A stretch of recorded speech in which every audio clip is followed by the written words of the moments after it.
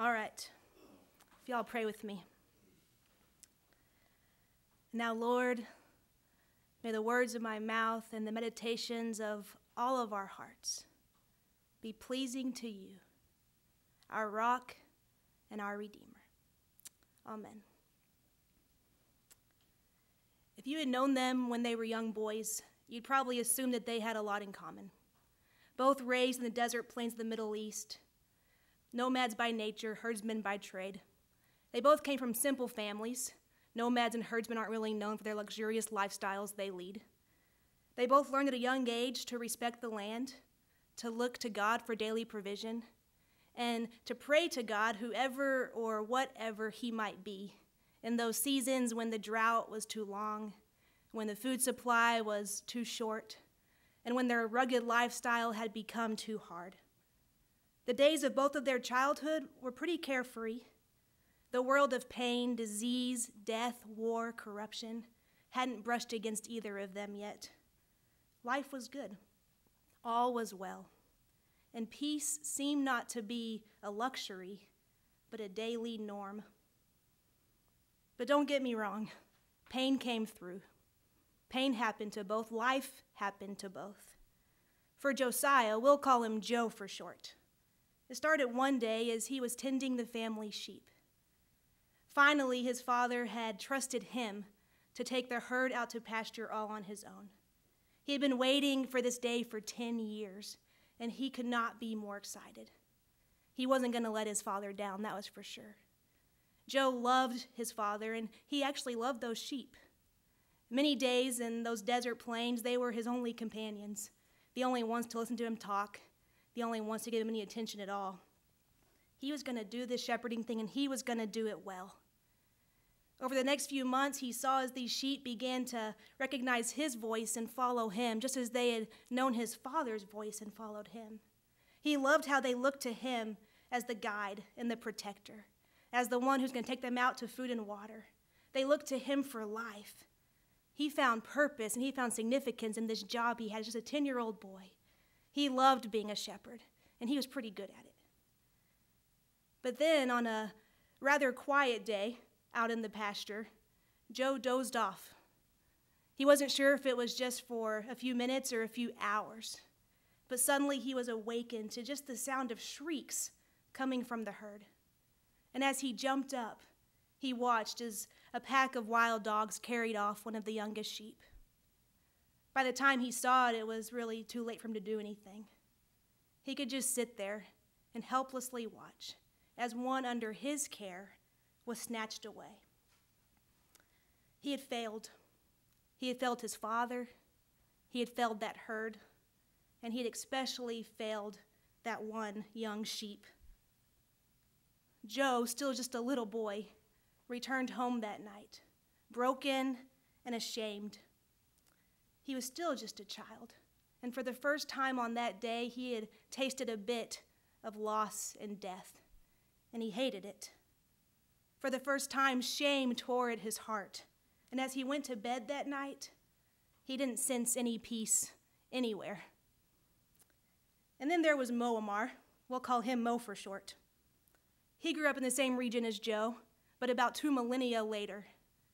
Those quiet, peaceful desert lands that Joe had known had become the seedbed of violence and strife in Mo's day. Hate crimes, terrorism, war, bomb threats all around. When Mo was old enough to understand, but still really too young to process, his family had told him about these people called the Palestinians. And for him, he had heard the Palestinians were a lot like him. They were Arab as well. They lived just a few countries away. And he heard about how these people, these outsiders, the Jews, were given permission by the world, basically, to move in and push these Arab Palestinians, a lot like him, out of their homes. He heard about how they were oppressed at the hands of government and at the hands of outsiders. He heard about how the Jews made these Palestinians move into these government-sanctioned housing complexes. And in the process, stones were thrown, weapons were fired, and so many countless lives were lost. Mo heard these stories from as soon as he could remember. At the same time, his family would tell him these stories about his grandfather, His grandfather was a great man, they'd say.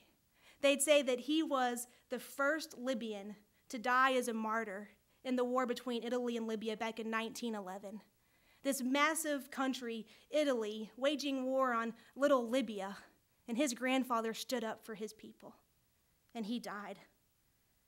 To Mo, he saw that his granddad was caught up in the violence. He was killed by the violence, but he was also made a hero because of the violence. You know, it's not every day that a nomadic herdsman has the hopes of rising to national hero status. It's almost as if young Mo never even knew that peace was something to be valued. For it was in violence and strife and in war that his family found significance, that his grandfather had stuck out. And it was that world that he grew up knowing, and that he grew up knowing that to stand out in the midst of violence is to be known and to make a difference. It's as if from the very beginning, Mo only knew that violence was the only way. He knew no other way. Well, Joe eventually got over the loss of that sheep. His father told him that that was just part of the job, and you kind of have to go on. You can't really let that kind of thing affect you too much. So on the outside, he was sure to show that it really didn't affect him, but on the inside, Joe resolved as a young boy to never feel that sense of shame and pain and loss again. He said as a little 10-year-old boy for the rest of his life, he would do whatever it took to protect those under his care, even if it cost him his very life. 2,000 years later, Mo was resolving to do the same thing. If he could help it, just like his grandfather, he'd make sure that no greedy imperial power ever took advantage of his people again. He would fight for those with no voice. Be they Palestinians or Libyans, it didn't matter. He would do what it took to stand up against outside oppressors, even if it cost him his very life. Funny thing is, sometimes a man's best intentions can become his very worst enemies. Joe married a nice girl within his tribe. They were good people. He kept shepherding. She was a good wife in every possible way. They were both known to be the kind of people that you would go to for help. Joe was the kind of shepherd that if another shepherd had a sheep that was missing, he'd immediately drop what he was doing and go with that shepherd to find his sheep, because that was important. Or if there was some kind of sickness spreading through the herd of another shepherd, Joe would leave his sheep and go help this man doctor his, because the job was too big for just one person. And his wife, when she would make the daily meal, she would always make a little extra, just in case someone dropped by that night that didn't have as much as they did and just needed a place to sit and a place to eat. Joe and his wife were barely making it themselves, but it seemed that they had learned at an early age that when you don't have much of anything, to forsake community is to have nothing at all. Just like every other family in their tribe, Joe and his wife longed for one thing, and that was family, children, especially a son. And for years they watched as relatives and neighbors and friends conceived and celebrated their conceptions, but they were never the ones who were so blessed and so lucky. So for years and years, Joe and his wife would get together and they would pray, and they would hope, and they would wait. And then they'd pray, and they'd hope, and they'd wait. For years, nothing happened. And then far down the road, they heard that she had conceived. For 9 months, they were wondering, will it be a son or will it be a daughter? And they should have really been excited about either one, but in their culture, to live and die without a son, without an heir, was to be pitied above everyone else. So deep down, they both hoped that it was going to be a son. They longed for it to be a son, prayed that God might give them a son. And Joe would never forget that day that he met his baby boy for the first time. He was perfect in every way, everything Joe would pray for. He loved that boy.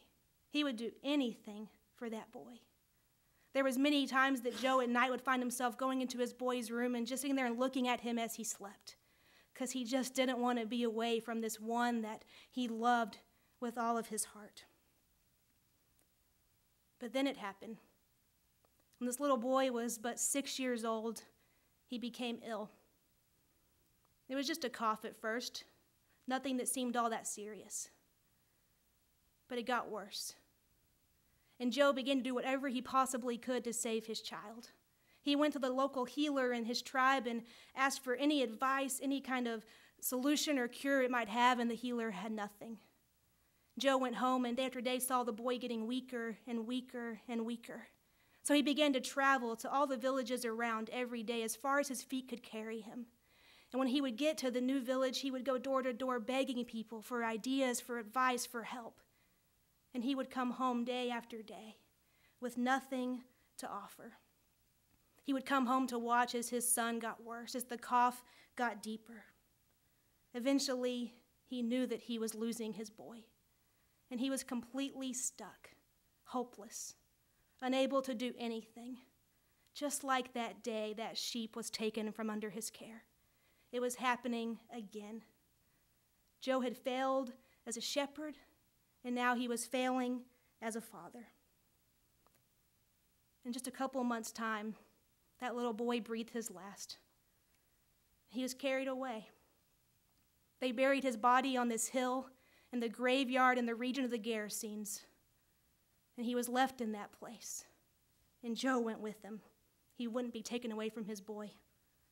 His grief was so great, his shame was so deep, his loss was so painful, that Joe could do nothing but sit by his boy's grave day after day and moan. He was angry, infuriated at this God who would take away from him the one person, the one thing that he had loved the most. He was angry at this world that used to seem so good, and in the end it was all just a lie. This world was awful. This world was impossible. Joe would yell and scream and curse and throw stones at any who would try to remove him from his son's grave. And when no one was around, all he could do was howl to himself and inflict wounds on himself with whatever he could find around. He would gash himself with stones, beat himself till he was bloody and bruised.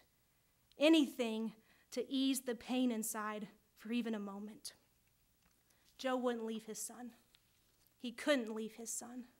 So in that graveyard, they both remained together, year after year. You know, it didn't take long for the people to realize that they would never be able to force Joe to go anywhere. So at least they could maybe restrain him, so he couldn't really hurt himself and, more importantly, hurt them anymore. So they tied him up, more like they chained him up, like you might do to an animal, a wild animal who you need to be controlled and out of your way. All of a sudden, Joe was no longer one of them. He was a tyrant, an animal, one to be feared and one to be avoided. In best case scenario, he was one to be killed so that we wouldn't have to worry about him anymore anyway. All the while, Mo's story progressed in quite a different way.